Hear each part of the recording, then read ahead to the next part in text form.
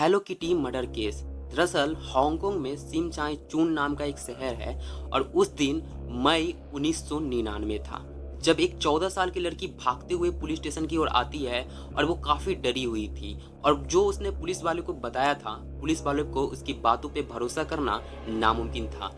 उस पुलिस वाले को ही नहीं बल्कि पूरी दुनिया के पुलिस वाले उसकी बातों पे भरोसा नहीं कर पाते थे। दरअसल उसने ऐसा कुछ बताया कि एक लड़की है, एक आत्मा है जो उसके सपने में आके उसे बार बार एक ही चीज़ कह रही है कि मुझे इंसाफ दिलाओ, मेरे सर को वहाँ से निकाल दो।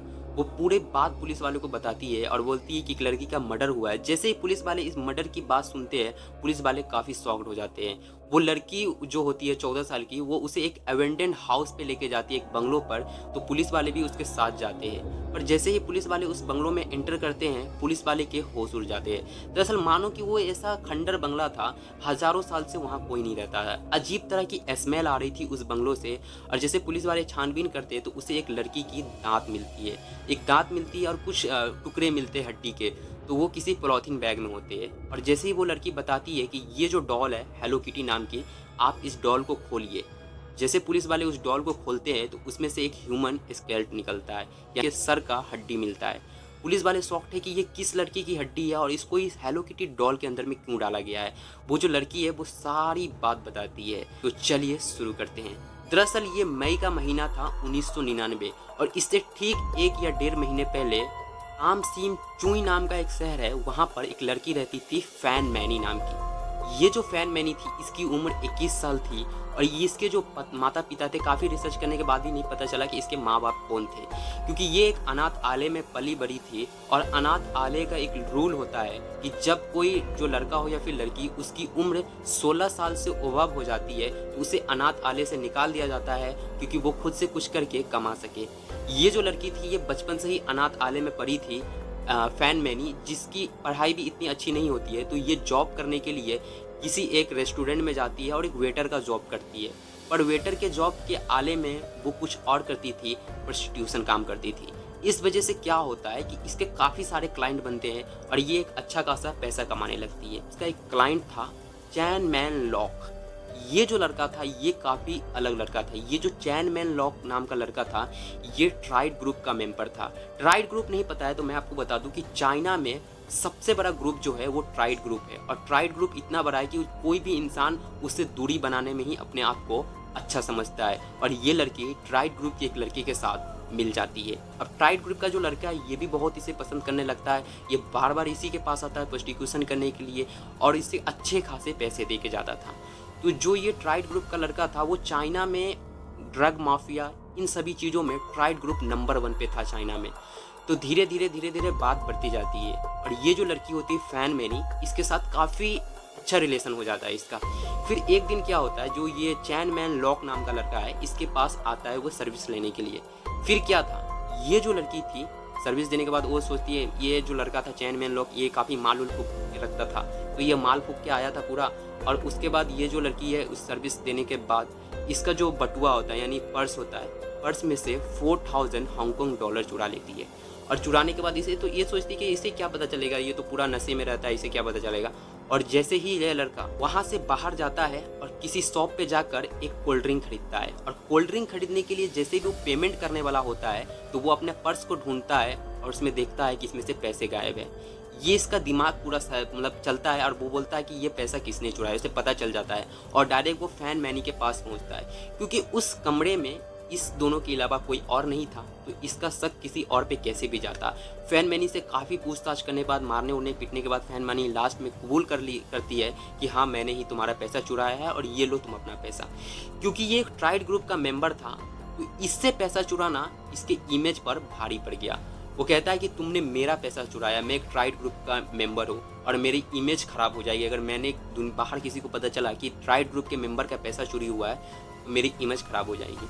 इस पे वो फैन मैनी को बोलता है कि तुम्हें कंपनसेशन के चार्ज पर पूरे 10,000 हांगकांग डॉलर चुकाने पड़ेंगे विथ इंटरेस्ट। अब ये जो लड़की थी जिसके पास 4,000 डॉलर भी नहीं थे, जिसको 4,000 डॉलर चोरी करने की नौबत आ गई थी, ये 10,000 डॉलर कहाँ से चुका पाती। वो जानता था कि इसके पास 10,000 डॉलर नहीं है। फिर ये जो फैन मैनी होती है वो बोलती है कि प्लीज़ मुझे यहाँ से जाने दो, मैं तुम्हारा पैसा धीरे धीरे किस्तों में चुका दूंगी। पर ये जो लड़का होता है ये चैन मैन लॉक नाम का ये लड़का बोलता है कि नहीं मुझे पैसे चाहिए। तो ये धीरे धीरे जो बात होती है उसके बाद वो उसे जाने देता है, और जाने देने के बाद धीरे धीरे फिर से वो रोड पे आ जाती है फैन मैन लॉक, और फिर से वही प्रोस्टिट्यूशन का काम करने लगती है। फिर जैसे धीरे धीरे दिन बीतता जाता है और इसे पैसा नहीं मिलता है, ये प्लान बना करके अपने 2 दोस्त को बुलाता है। एक दोस्त का नाम था चाओ ली वांग 21 साल का, और एक दोस्त का नाम था लिंग वान चाओ जो कि 28 साल का होता है। ये दोनों दोस्त के माध्यम से उस लड़की को किडनैप करने के लिए जाता है। दरअसल वो डेट था 17 मार्च 1999। 17 मार्च के दिन ये लोग गाड़ी लेकर के रास्ते पे पहुंचते हैं, क्योंकि फैन मैनी एक रास्ते पे रहती है तो उसे वहीं पर डिग्गी में किडनैप कर लिया जाता है, और किडनैप करके उसे उसी बिल्डिंग में लाया जाता है जिसे मैंने अभी थोड़ी देर पहले कहा 14 साल की लड़की जिस बिल्डिंग में लेके गई थी, उस बिल्डिंग में उसे लाकर उसे इतना टॉर्चर किया जाता है जिसके बारे में अगर आप सोच भी नहीं सकते कि किस हद तक उसे टॉर्चर किया गया था। सबसे पहले वो उसके लाते हैं और उसका काफ़ी हद तक रेप, धीरे धीरे और भी चीज़ प्रताड़ित करते हैं, और जब इससे इसका मन नहीं भरता है तो बाहर के लोगों को भी बुलाते हैं, उनसे भी ये काम करवाते हैं, और उसके बदले जो पैसा मिलता है वो सब कुछ चैन मैन लॉक रखता था, क्योंकि वो तब भी उससे 10,000 हांगकांग डॉलर नहीं चुका पाती, क्योंकि वो जब पता चलता है कि ये लड़की तो उतना पैसा चुका ही नहीं पाएगी। उसके बाद जब धीरे धीरे बहुत सारे लोग आने लगते हैं, और एक दिन ट्राइड की मीटिंग होती है, और ट्राइड की मीटिंग में सारे ट्राइड मेंबर को उसी जगह आना होता है, और वहाँ पर एक 14 साल की लड़की भी आती है, जिस लड़की के बारे में मैंने जिक्र पहले किया था, जो कि पुलिस स्टेशन में जाती है और जो बोलती है कि एक लड़की की आत्मा मेरे सपने में आकर मुझे बार बार परेशान करती है। वो लड़की भी वहीं मौजूद होती है। पहली बार तो वो लड़की देखती है कि इस लड़की को इतना ज़्यादा परेशान किया जा रहा है, इसे इतनी खतरनाक सज़ा दी जा रही है, तो वो लड़की पूछती है कि ये कौन है। तो ट्राइड का जो मेंबर होता है चैन मैन लॉक, ये बोलता है कि इससे मुझे पैसे मिलने थे और कुछ नहीं, मैंने इसके साथ थोड़ी ज़बरदस्ती की है। तो इतना बताता है। तो वो लड़की भी उसी ट्राइड की ग्रुप रहती थी। अब ये 14 साल की लड़की इतने बड़े ट्राइड ग्रुप में कहाँ से पहुंची? दरअसल उस ट्राइड ग्रुप में 54 इयर्स का एक ओल्ड मैन था, वो उस लड़की की गर्लफ्रेंड थी, उसकी गर्लफ्रेंड थी। कितनी सोचने वाली बात है ना कि 54 साल का आदमी और उसकी 14 साल की गर्लफ्रेंड, उस 40 साल का डिफरेंस, जमीन आसमान का वो डिफरेंस। तो ये ट्राइड में होता था। तो अब वहाँ पे जो वो लड़की थी 14 साल की, अब उसको भी फ़र्क नहीं पड़ता था, वो भी आती थी, देखती थी, और ये भी सब कुछ मतलब देखती रहती थी। और धीरे धीरे जब दिन बीतते गए तो अब वहाँ पे लोग आना बंद कर दिए, क्योंकि जब उसकी हालत इतनी बुरी हो गई थी, इतनी बुरी हो गई थी, मानो जैसे कि अब सीमेंट उसी के बॉडी पे छोड़ दिया जाता था, उसको ना नहाने देता था, ना कुछ भी करने देता था। इस वजह से उसको पास कोई आना ही नहीं चाहता था। तो अब यहाँ पर भाई चैन मैन को पैसा कमाना था, इससे तो पैसा आए कहाँ से? फिर इस लड़की को और ज़्यादा प्रताड़ित किया जाता है। अब क्या करते हैं कि जो उस रूम में, जिस रूम में उस लड़की को रखा जाता है, उसी रूम में प्लास्टिक बहुत सारा होता है। तो वो क्या करते हैं, उस प्लास्टिक को जलाते हैं, जला के इस लड़की के बॉडी पे गिराते रहते हैं। जब आपको पता है प्लास्टिक पिघलता है, किसी के बॉडी पे गिरता है तो छाले उखड़ जाते हैं। तो वो प्लास्टिक इसके बॉडी पे ये चीखती चिल्लाती रहती है। लेकिन हमारे ह्यूमन बॉडी में एक चीज़ होता है, एक पैरामीटर होता है, दर्द को बर्दाश्त करने का एक पैरामीटर होता है। अगर आप उस लिमिट को क्रॉस कर दोगे, उसके बाद इंसान को कोई भी दर्द बर्दाश्त, कोई भी दर्द दे दो, उसे कोई फ़र्क ही नहीं पड़ता है। वो इसके ऊपर प्लास्टिक गिराते हैं जला जला के, तब भी इसको कोई फ़र्क नहीं पड़ता। जब ये लोग देखते हैं कि इससे इसको फ़र्क नहीं पड़ रहा, तो ये लोग घर में ताला लगा के बाहर जाते हैं, और बाहर जा करके अलग अलग तरह के मसाले को खरीद के लेके आते हैं, और सभी मसाले को मिलाने के बाद इसका जो प्लास्टिक गिरा के जो छाले आ गया, तो उसको उखाड़ करके उसके ऊपर मसाले को भर देते हैं। ये चीखती है, चिल्लाती है, पर उन लोगों को कोई फ़र्क नहीं पड़ता। अब देखते हैं कि इससे भी कुछ नहीं हो पा रहा है। अब क्या करते हैं ये लोग मानते हैं कि चलो ये मेरी पंचिंग गर्ल है, इसको इलेक्ट्रिक वायर से चारों बगल से बांध करके पंखे से लटका दिया जाता है, और उसके ऊपर पंचिंग करते हैं, मारपीट करते हैं उससे। उसके बाद भी इन लोगों को चैन नहीं आता है, वो काफ़ी चीखती है, चिल्लाती है। तो एक दिन ये लोग घर से बाहर जा रहे थे, तो ये सोचती है कि कहीं ये भाग ना जाए, इस वजह से इसको बाथरूम में बंद करके बाथरूम के दरवाजे को ताला मार दिया जाता। पर ये जो हैवान लोग थे, इसे क्या पता था इसका अगर दरवाज़ा खुला भी हो तो ये नहीं भाग सकती, क्योंकि इसकी बॉडी में उतनी क्षमता बची ही नहीं थी। उसके बाद ये जब लोग बाहर चले जाते हैं, बाहर से जब लौट के आते हैं, तो इसका एक दोस्त है, वो बोलता है कि चलो देखते हैं वो लड़की कहाँ है। तो जैसे ही बाथरूम का दरवाज़ा खोला जाता है, फिर क्या देखते हैं, फिर जब ज़बरदस्ती उस लड़की को उठाने जाते हैं तो वो लड़की उठती ही नहीं, क्योंकि वो लड़की मर चुकी थी। उसे बार बार, एक मरी हुई लड़की को बार बार उठाने की कोशिश की जाती है, पर वो नहीं उठती है। अब इन लोगों का दिमाग ख़राब हो गया था, ये लोग कुछ ज़्यादा नहीं सोचते हैं, फिर जाके रात को सो जाते हैं, बोलते हैं अगली सुबह देखेंगे, जो होगा देखा जाएगा। क्योंकि ये ट्राइड मेंबर के ग्रुप थे और ट्राइड चाइना का बहुत बड़ा ग्रुप है जो कि इन सब चीज़ों में शामिल था। तो इन लोगों के लिए डरने की कोई बात नहीं थी। सुबह होता है तो फिर ये लोग सोचते कि अगर इसकी डेड बॉडी को अगर ऐसे ही बाहर कहीं फेंक दिया जाए, ठिकाने लगा दिया है, तो कहीं ना कहीं हम लोग पकड़ा सकते हैं। तो ये लोग दिमाग लगाते हैं और चैनमैन लॉक कहता है कि मेरा प्लान सुनो, मैं तुम लोगों को एक प्लान बताता हूँ। और चैनमैन लॉक उसको ऐसा प्लान बताता है, वो बताता है कि इस लड़की की बॉडी को बाथटब में डाल दो और उसके बाद मुर्गा काटने वाले चाकू से लाओ और इसके बॉडी के हजारों टुकड़े कर दो। इतने छोटे छोटे पीस कर दिए, जैसे हम लोगों के घर में जैसे मीट आता है ना खस्सी का कुछ भी का, उतने छोटे छोटे पीस कर दिए थे। उसके बाद ये एक और दिमाग लगाता है, वो बोलता है कि इसके टुकड़े तो कर दिए हैं, अब इसे डिकम्पोज किया जाए। डिकम्पोजन के बाद इंसान की जो बॉडी की उसकी कुछ पता नहीं चलता है। तो ये बोलते हैं कि क्यों ना हम इसके मीट को पकाते हैं। फिर क्या था, वो लोग बड़े बड़े पतीले लेके आते हैं और गैस पे डाल करके उसके शरीर के सब टुकड़े को पानी में बॉईल करने लगते हैं। और उसके जब आपको पता है जब मीट को पानी में बॉईल किया जाता है तो वो हड्डी से अलग हो जाता है मीट, और मीट वाइट वाइट दिखने लगता है। तो क्या था कि सारे मीट को जब ये लोग पका लेते हैं, पकाने के बाद क्या था कि उसको बॉईल करके एक अलग पॉलीथीन में पैक करते हैं और बाहर जाके फेंक देते हैं। क्योंकि ये चीज़ है ना कि जैसे आप मीट को पका लो, अगर कोई बाहर में देखा तो पूछेगा तो बोलेगा जानवर का मीट हमने पकाया, मीट खराब हो गया, नहीं खा पाया इसलिए फेंक दिए। इन लोगों का माइंड ये था। और उसकी जो हड्डी होती है उसके भी छोटे छोटे टुकड़े थे तो उसे जब बाहर फेंक देते। लेकिन यहाँ पर ऐसी बात मैं आपको बताने वाला हूँ जिसके बारे में सोच कर कि मेरे दिमाग का दही बन गया, दिमाग का, लिटरली बोल रहा हूँ। जिस पतीली में उसने उसके शरीर को पकाया था, इन लोगों को भूख लगती है और ये लोग नूडल्स लेके आते हैं। क्योंकि चाइना में ज़्यादातर लोग नूडल्स खाते हैं और चाइनीज लोग इतने खतरनाक हो सकते हैं मैंने सोचा भी नहीं था। वो लोग नूडल्स लेके आते हैं और उसी पतीले में बना करके उस नूडल को खाते हैं। कि मतलब ये लोग इंसान है कि जानवर है, क्या थे पता नहीं यार, कैसे सोच के लोग हैं कि उस नूडल को वो लोग खाते हैं। उसके बाद क्या होता है ना कि अब उसका सर था, अब उसके सर को भी पकाया जाता है, बॉईल किया जाता है, तो सर से जो बाल है और मीट है सब अलग हो जाते हैं। बचता है सिर्फ सर का जो ये होता है ना, वो ये सोचते हैं कि इसके सर को क्या किया जाए। तो मैंने शुरुआत में आपको बोला था the hello kitty murder case. Japan और चाइना में एक बहुत ही फेमस डॉल हुआ करती थी, जैसे मिक्की माउस और ये सब डॉल के बाद बहुत ही थी। तो इसके बाद एक डॉल बनाया गया था, उसका नाम था हेलो किटी डॉल। ये मतलब कैट से इंस्पायर होकर बनाया गया था। इस डॉल काफ़ी बिग साइज की डॉल होती है, तो इस डॉल को फाड़ा जाता है और उसके सर को उस डॉल के अंदर में डाल करके सील दिया जाता है और उसके बाद ये लोग उस रूम को छोड़ के चले जाते हैं।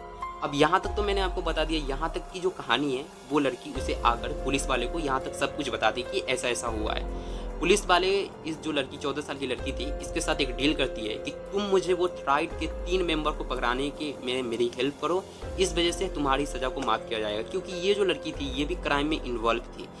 तो इस वजह से क्या होता है ना कि कुछ समय बीतने के बाद पुलिस के इन्वेस्टिगेशन के बाद वो तीनों लड़कों को पुलिस पकड़ लेती है।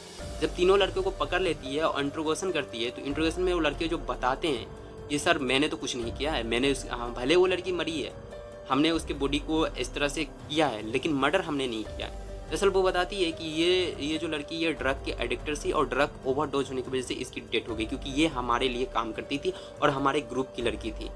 तो पुलिस वाले को सारी कहानी पहले से पता थी। धीरे धीरे बात आगे बढ़ती है और इसे कोर्ट में पेश किया जाता है। कोर्ट में जो वकील होते हैं वो बताते हैं कि ये इसके ऊपर कोई सबूत ही नहीं था, क्योंकि पुलिस कोई सबूत ही नहीं ढूंढ सकती थी, क्योंकि उसके बॉडी को डिकम्पोज कर दिया गया था, उसे पका करके कहीं फेंक दिया गया था। अब पुलिस कहाँ ढूंढती है, सिर्फ था सबूत के तौर पे उसका सर था।